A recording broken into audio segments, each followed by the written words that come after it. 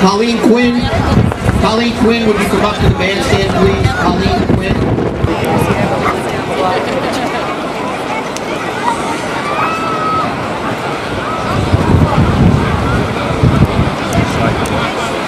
House. The water came in.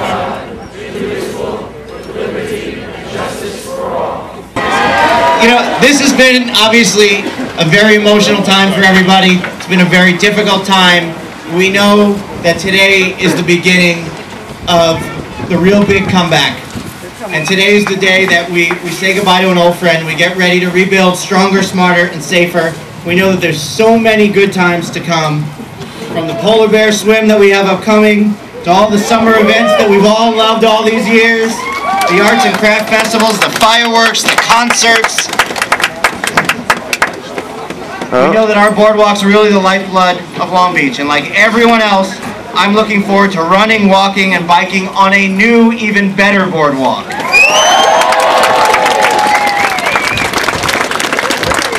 I'd like to introduce our City Council Vice President, Scott Mandel.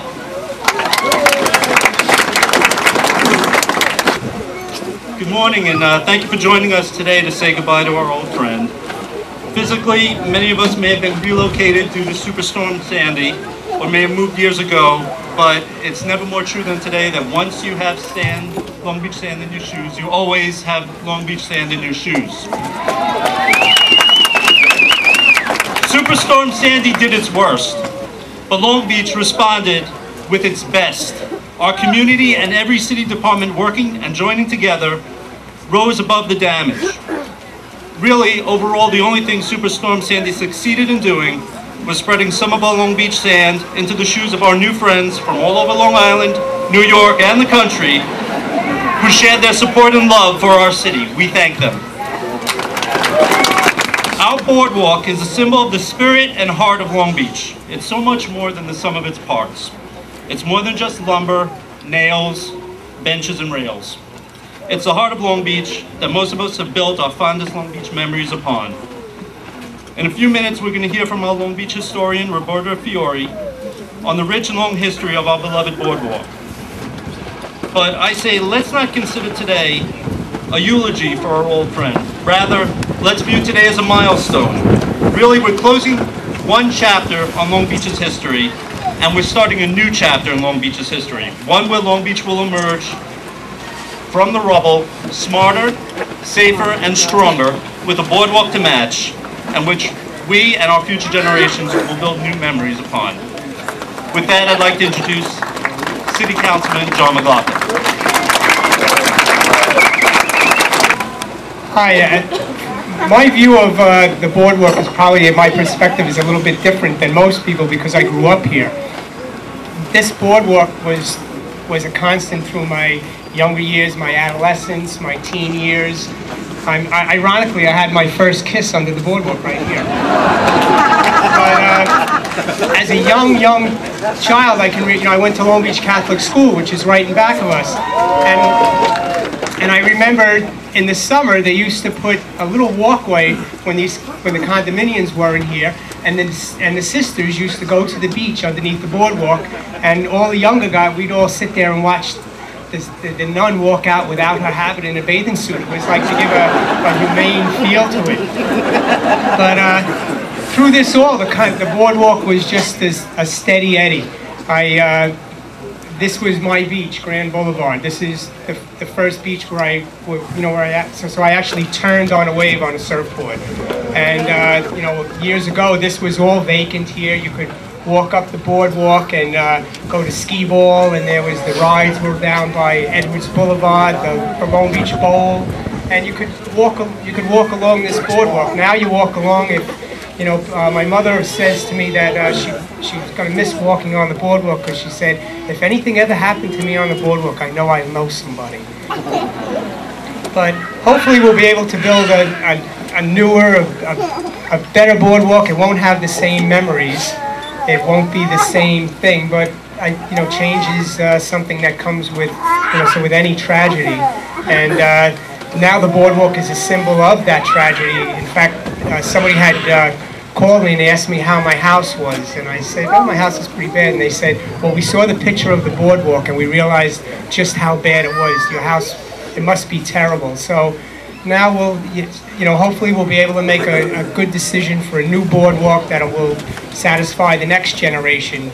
You know, we have to now think of the future, and hopefully this will be something that will satisfy the next generation. We'll have a new boardwalk next year, and we'll move on. Thank you very much. And now I'd like to introduce another Long Beach native, Assemblyman Harvey Wiesenberg. Thank you, John. I just want to note for the record that he had his first kiss right in front of the church.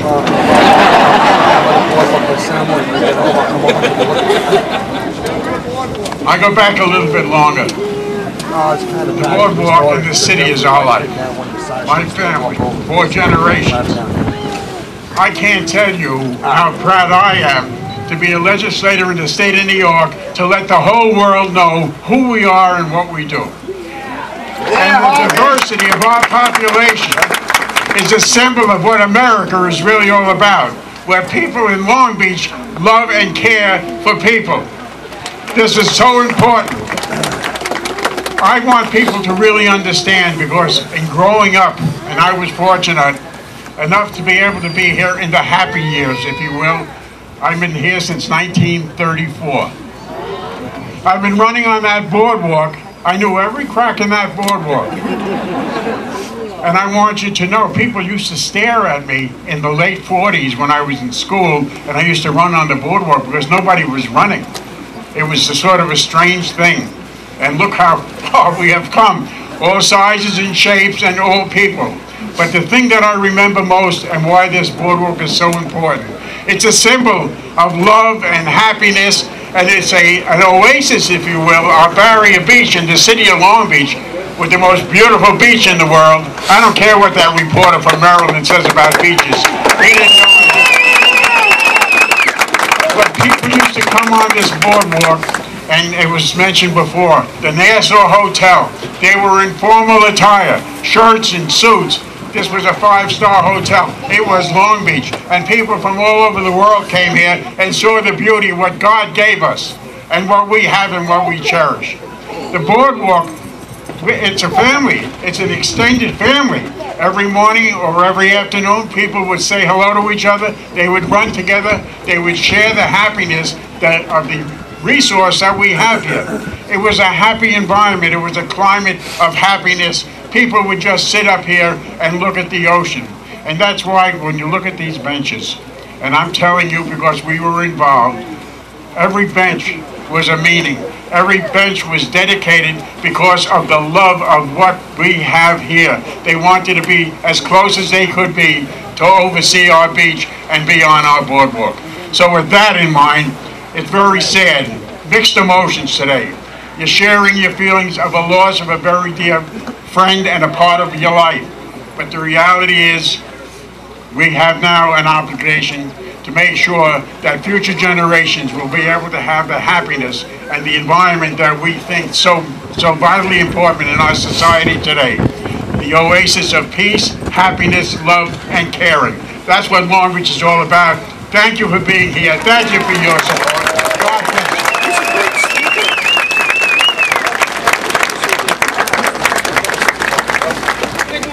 I welcome all of you too to this wonderful ceremony as we say goodbye to a very, very dear friend, this boardwalk. Unlike that virtual newcomer, I only came to Long Beach in 1980. But I remember early on, my daughter was just a toddler and I would bring her up to the boardwalk, and I remember those days when we had the amusement park and there was a little Ferris wheel that she would ride around. Of course, it was old and it would take about an hour for her to make that circle. But you know, in this summer, and I measure that boardwalk with everything that happened in my life, and I think this summer was one of the finest times of my memory of the boardwalk because my daughter got engaged. Yes, and what was significant about it is that my husband, in his memory, we have a bench for him up by pole 18, and her fiance took her there, and that was where he proposed. So you think to yourself, yes, it's, you know, So you know how important and how much this boardwalk means to us.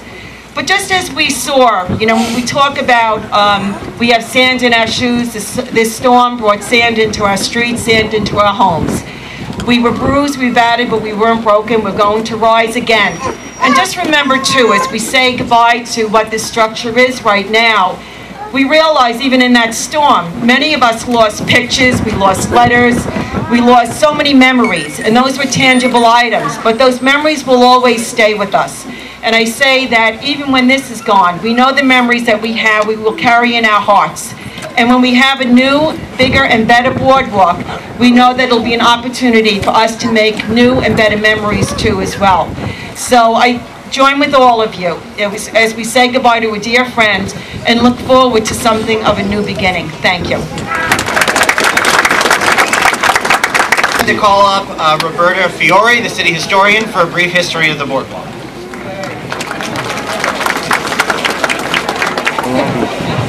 Hi everybody.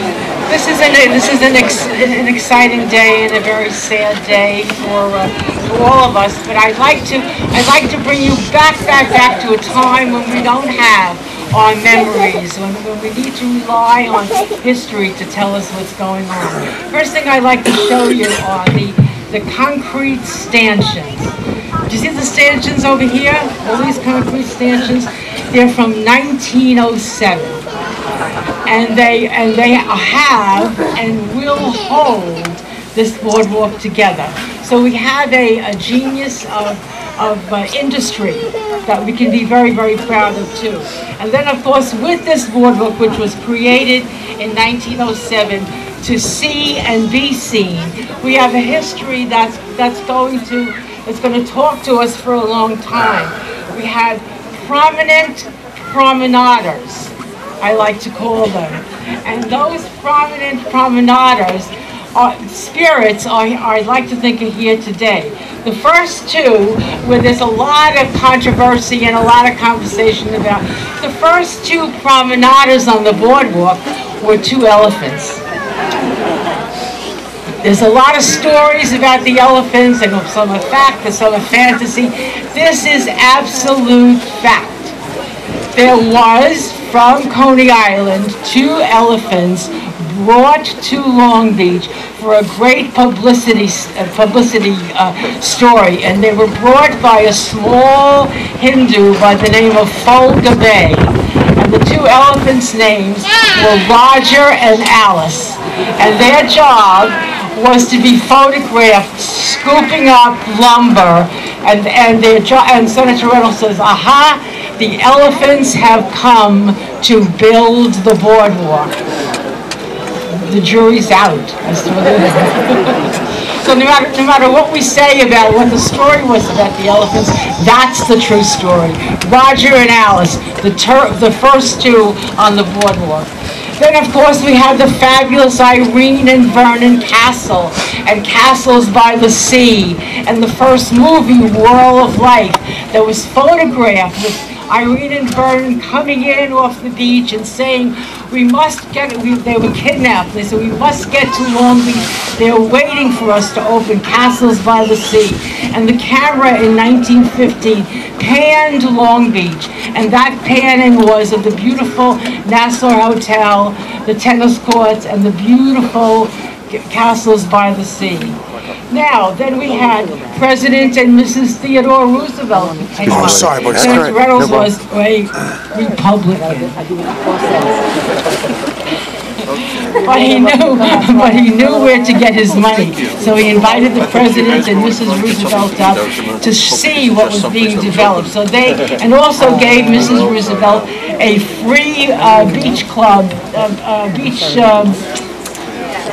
bath, membership. Thank you very much. Don't go home. Okay, now I don't know if you know it, but World War I, the Nassau Hotel was a de-embarkation hospital. Way before World War II, the Nassau had a role in the military coming home from World War I, and that predicated the creation of the walks. Then we have, of course, Eddie Foy and the 7 little Foys marching up and down the boardwalk to raise money for Long Beach Hospital. Sarah Bernhardt sat on our boardwalk and recovered from her leg being amputated. The Schubert family, the theatrical Schubert family, were down in Long Beach, and not only did they come on the boardwalk, but they invested. Arnold Rothstein also had a small investment in Long Beach, which proved very profitable.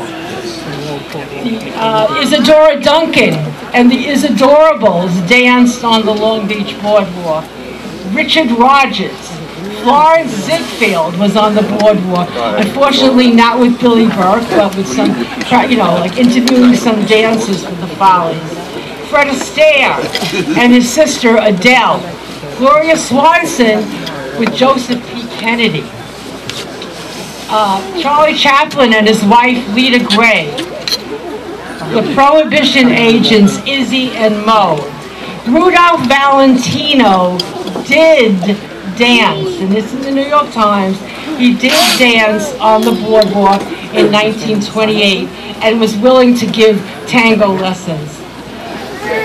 Will Rogers was a guest of the Nassau Hotel.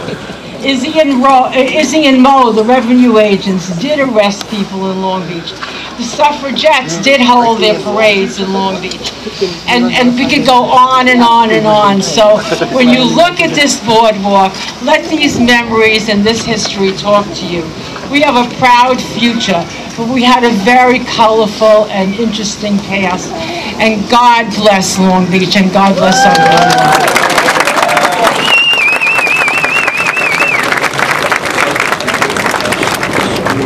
I'd like to bring up Colleen Quinn to read a boardwalk poem by Patrick Quinn. I'm honored to present this poem on behalf of my brother, who's a graduate of Long Beach High School, class of 1994. He was also a Long Beach beach guard. He now lives in California and did his best to try.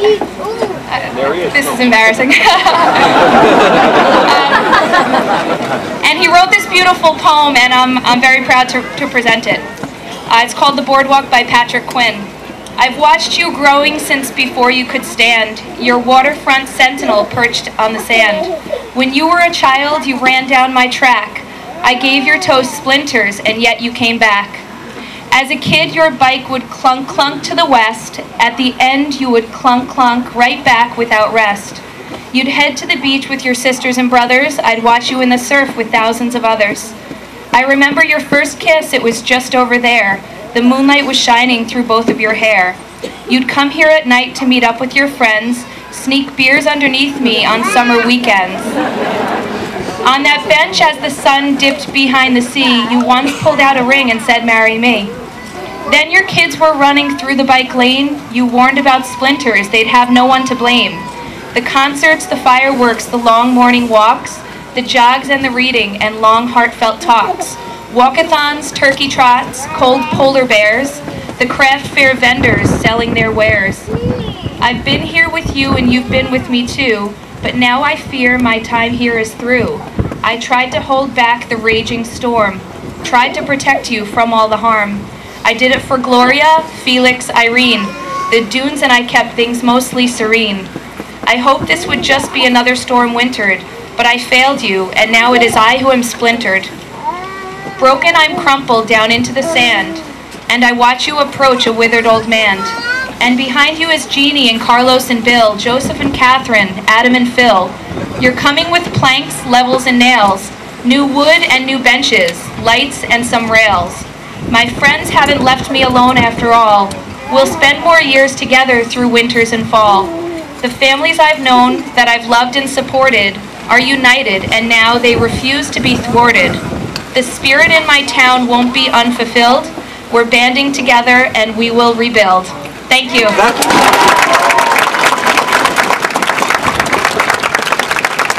a couple months, we're going to be running around.